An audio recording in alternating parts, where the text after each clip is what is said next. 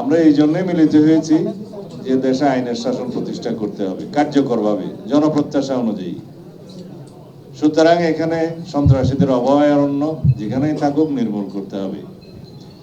রাষ্ট্রকে চ্যালেঞ্জ করার মতো যে দুঃসাহস সন্ত্রাসীরা দেখিয়েছে সেটাকে আমরা যথাযথভাবে অ্যাড্রেস করব। এবং এই এলাকায় সলিমপুর, জঙ্গল সলিমপুর, আলীনগর, এই টোটাল এলাকা এবং সারাউন্ডিং যে সমস্ত এরিয়া আছে এগুলোর রোড নেটওয়ার্ক আমাদেরকে এস্টাবলিশ করতে হবে। কিন্তু আমরা এখানে যারা বাসিন্দা যে কোনোভাবেই হোক তারা এখানে আশ্রয় নিয়েছিল, তাদের জন্য আমরা পুনর্বাসনের ব্যবস্থা করব এবং তাদেরকে কাউকেই উচ্ছেদ করা হবে না। আমরা এখানে সরকারি যে সমস্ত স্থাপনা করতে চাই, যে সমস্ত একাডেমি করতে চাই, সেগুলোর জন্য জায়গা নির্ধারণ করার জন্য আমরা আজকে ম্যাপ নিয়ে সমস্ত ডিপার্টমেন্টাল হেডদের সাথে আলোচনা করেছি এবং এগুলো বাস্তবায়ন কিভাবে করা হবে সেটা আমরা পরীক্ষা নিরীক্ষা করে দেখেছি।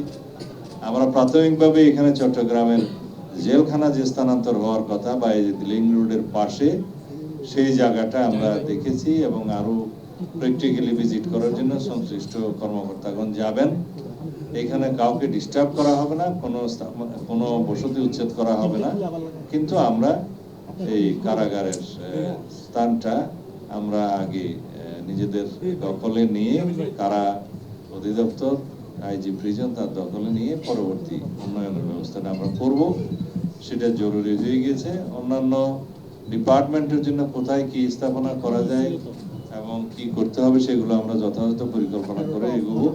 তার আগে আমরা এলাকায় আইন শৃঙ্খলা নিয়ন্ত্রণ করতে চাই এবং শান্তি প্রতিষ্ঠা করতে চাই। আর সন্ত্রাসীরা যেখানেই আশ্রয় নিয়ে থাকুক না কেন, যাদেরই প্রশ্রয় নিয়ে থাকুক না কেন, সেগুলো সবকিছু আমরা চিহ্নিত করে তাদের বিরুদ্ধে ব্যবস্থা নেব ইনশাআল্লাহ। আপনারা সবাই সহযোগিতা করবেন, কারণ গণমাধ্যমের বন্ধুরা যদি আপনারা সহযোগিতা করেন, ইনফরমেশন দেন যথাযথ প্রক্রিয়ায়, তাহলে আমাদের আইন শৃঙ্খলা বাহিনীর জন্য সেটা খুব বেশি সহায়ক হবে। আশা করি আপনারা সবাই দেশের কল্যাণের জন্য, আইন শৃঙ্খলা পরিস্থিতি উন্নয়নের জন্য এবং জনপ্রত্যাশা অনুযায়ী শান্তি প্রতিষ্ঠার জন্য, জনগণের নিরাপত্তা বিধানের জন্য সহযোগিতা করবেন। ধন্যবাদ।